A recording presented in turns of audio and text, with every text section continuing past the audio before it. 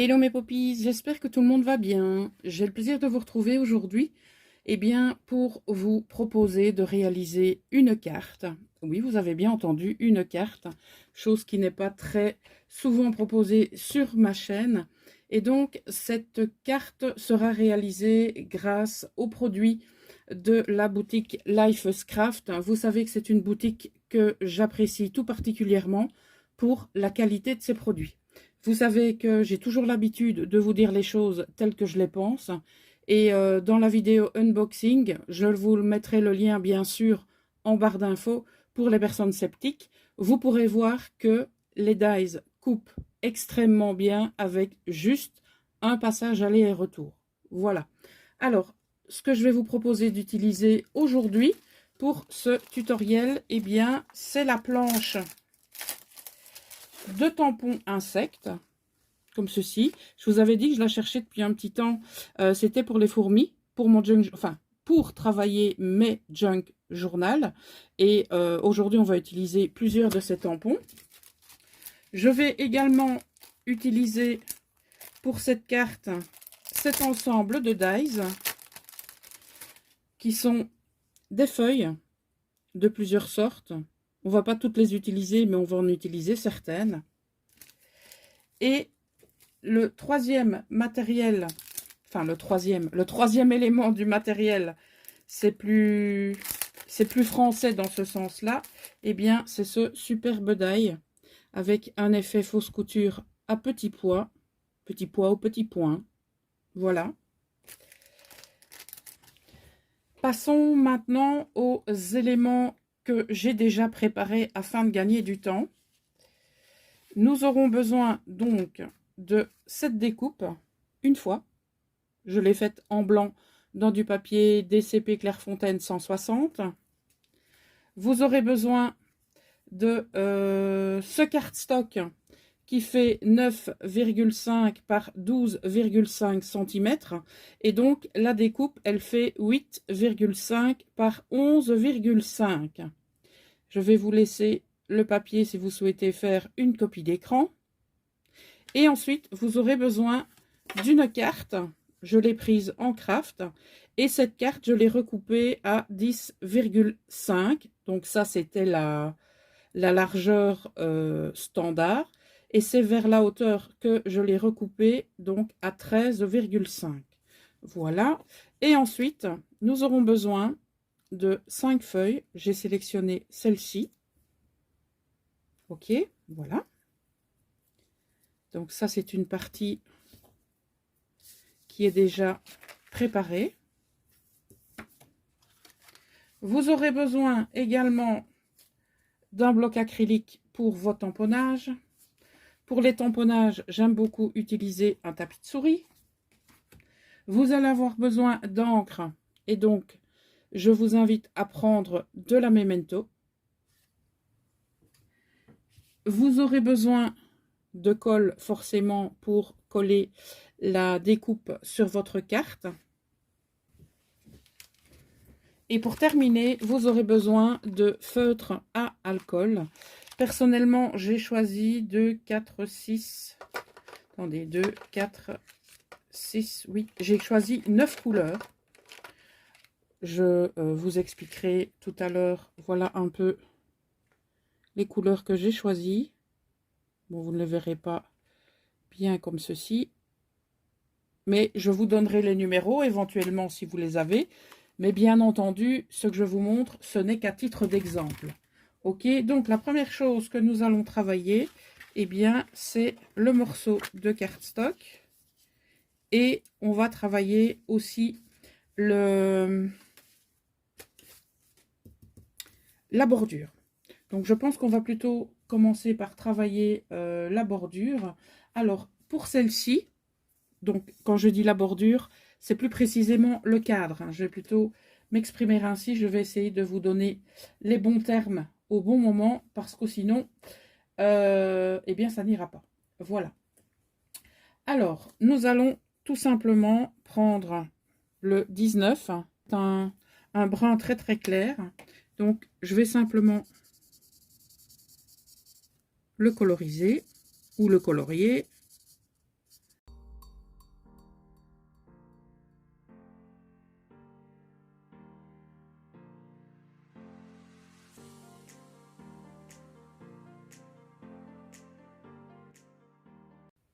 Voici le résultat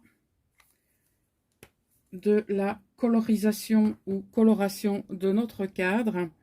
Alors, bien sûr, si vous n'aimez pas ou si vous n'avez pas de feutre à alcool, vous pouvez remplacer cela par des crayons aquarellables, des marqueurs. Vous pouvez utiliser également de l'aquarelle. Donc, tout ce que vous souhaitez en matière de couleur. Voilà. Alors, on va prendre maintenant notre matrice de découpe.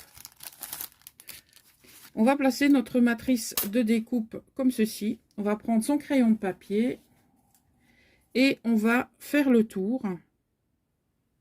Ça nous permettra de déterminer certaines zones pour faciliter notre travail. Alors, il faut un trait de crayon ultra fin parce que vous n'aurez pas la possibilité de gommer. Et selon les couleurs que vous allez choisir, eh bien, votre trait de crayon sera marqué ou pas. Voilà. Donc, si possible, pas de trait trop épais, ni prenez un crayon bien taillé et faites des traits les plus fins possibles.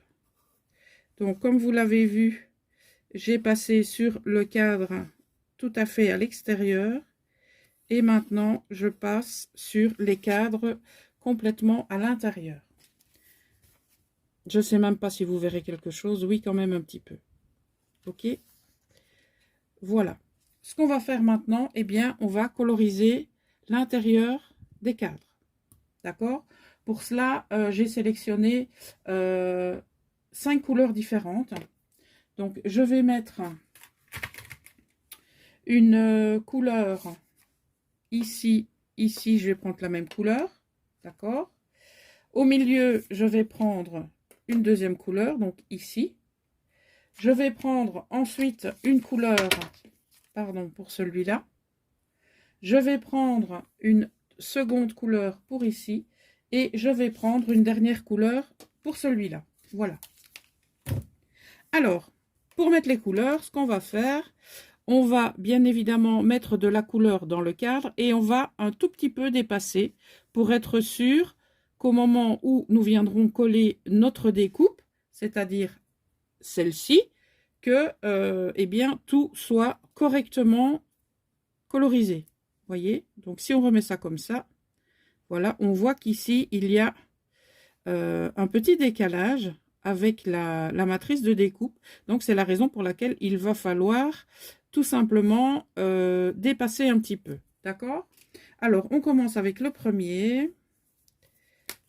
Selon ceux que vous allez utiliser, eh bien vous allez avoir une pointe pinceau, une pointe biseautée, ça dépend un petit peu. Donc bien évidemment, essayez de ne pas dépasser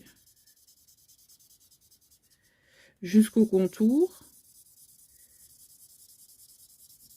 Voilà, j'ai envie de vous dire le principal est l'intérieur. Et pour être sûr que ce soit OK, vous prenez votre cadre et vous le déposez dessus. Voilà, donc pour celui-ci, c'est bon. Quoique je vais en mettre encore un tout petit peu dans le coin ici et ce sera OK. Voilà, je repasse une fois pour unifier le tout.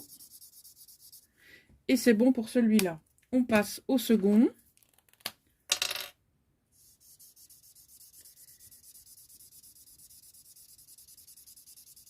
J'ai tenté de gommer les traces de crayon après le passage du feutre à alcool et je vous avoue que ça ne fonctionne pas. Ok, on vérifie ce qu'il en est.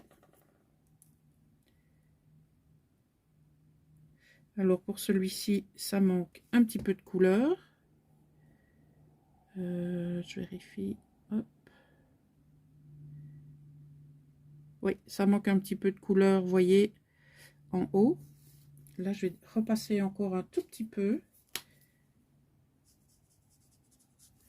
Voilà, pour celui-là, on a dit que c'était en haut. Tant qu'on a le feutre, allez, on unifie un petit peu. Voilà pour la seconde couleur. On passe maintenant à la couleur du dessous, qui est la plus claire. Hop là.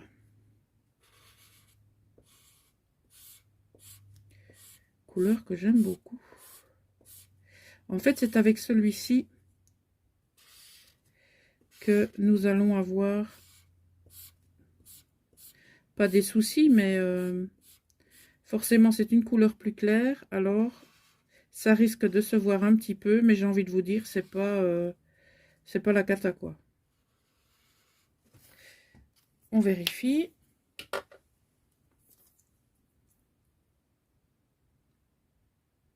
Alors, ça me paraît pas mal.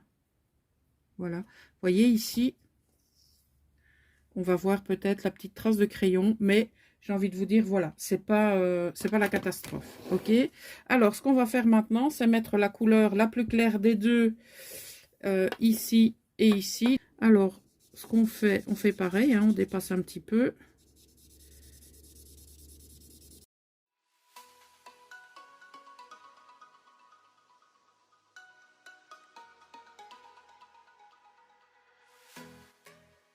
Et donc, nous allons prendre maintenant celui à l'intérieur. Et donc, ce sera la dernière couleur.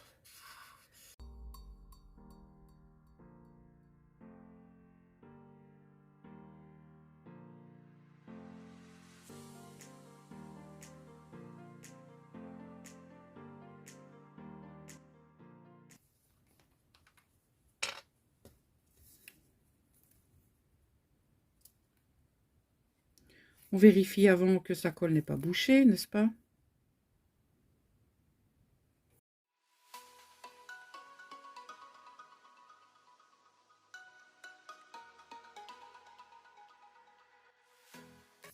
Voilà comment ça se présente. Donc là, je vous ai dit, c'est pas grave, ok? Voilà, donc maintenant, on va s'occuper de cette partie-là, justement.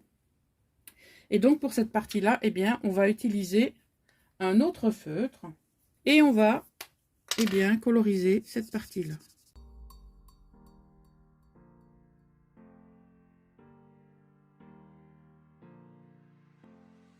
Voilà. Alors, maintenant, ce qu'on va faire, on va s'occuper des tamponnages. Voilà. Et on terminera par le feuillage. OK? On va prendre maintenant, eh bien, nos tampons, notre plaque et le tapis de souris. Et là, c'est à vous de sélectionner, eh bien, les tamponnages que vous souhaitez. Moi, j'ai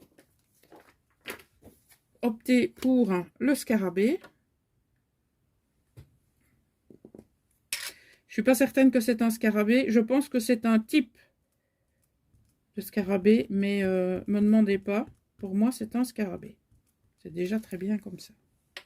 Et ce scarabée, je vais le mettre ici. Le but est quand même de mettre les tamponnages à l'intérieur des cadres et de ne pas chevaucher sur les cadres parce que sinon, ça ne fera pas du tout un bel effet. Voilà. Vous voyez que la qualité est au rendez-vous pour les tampons aussi.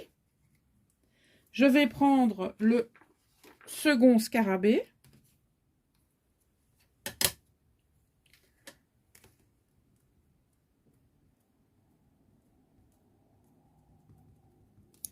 Voilà. Le second scarabée, je vais le mettre en haut. Comme ça. Ben, je vois que la pâte va chevaucher un peu. Mais là, la pâte, ça va. Vous voyez, c'est pas grave. Alors, ce que je vais faire maintenant, c'est prendre les fourmis.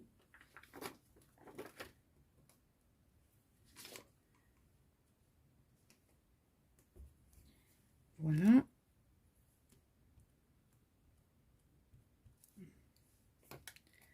Alors, les fourmis, je vais les mettre... est-ce que je les mets ici ou est-ce que je les mets de l'autre côté? J'ai hésité. Bon, allez, je les mets là. Voilà ce que ça nous donne pour le moment. Voilà. Alors, on continue.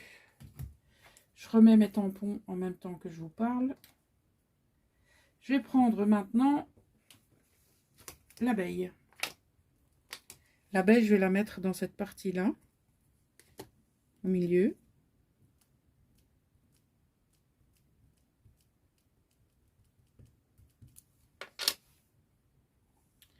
Et je vais la mettre vers l'oblique pour l'envergure des ailes.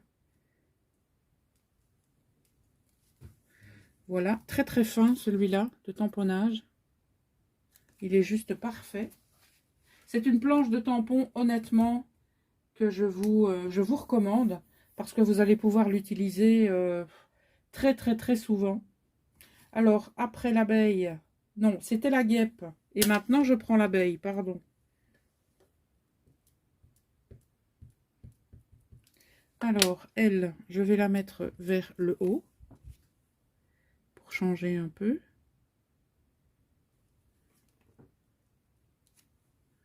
Voilà. Il nous en reste un. Maintenant, si vous le souhaitez, vous n'êtes pas obligé de remplir le tout, hein. Ok? D'ailleurs, c'est ce que je vais faire. Voilà, je ne vais pas remplir le tout. Et maintenant, on va s'occuper de notre feuillage. Je retire les tampons, je retire tout ça. Et je prends le feuillage que j'ai préparé.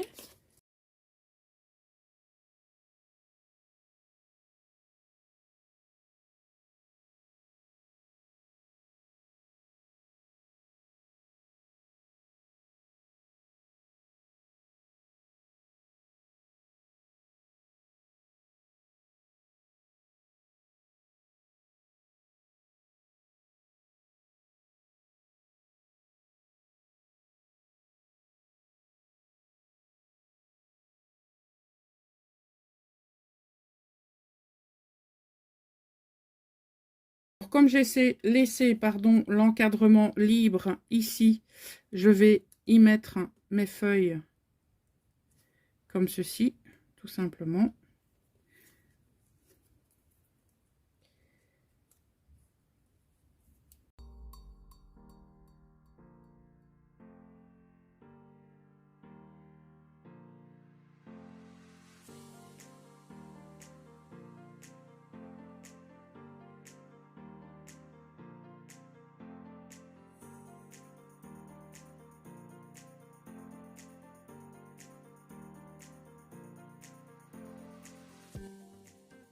Voilà.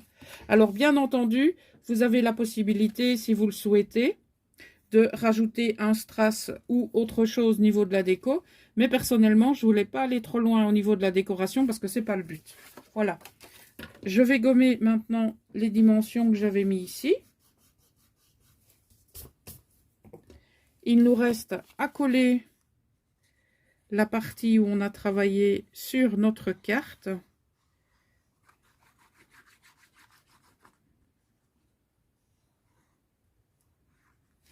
Et nous en aurons terminé avec l'utilisation des produits de chez Lifescraft. Voilà.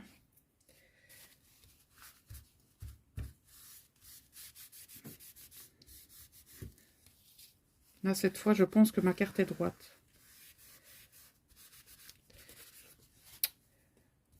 Voilà mes poppies. En tout cas, j'espère que cela vous donnera des idées. Et n'hésitez pas à me dire, bien entendu, comme d'habitude, si vous avez craqué pour l'un de ces éléments ou pourquoi pas les trois. Je vous rappelle qu'on a utilisé dans ce tutoriel cette matrice de découpe. On a également utilisé celle-ci.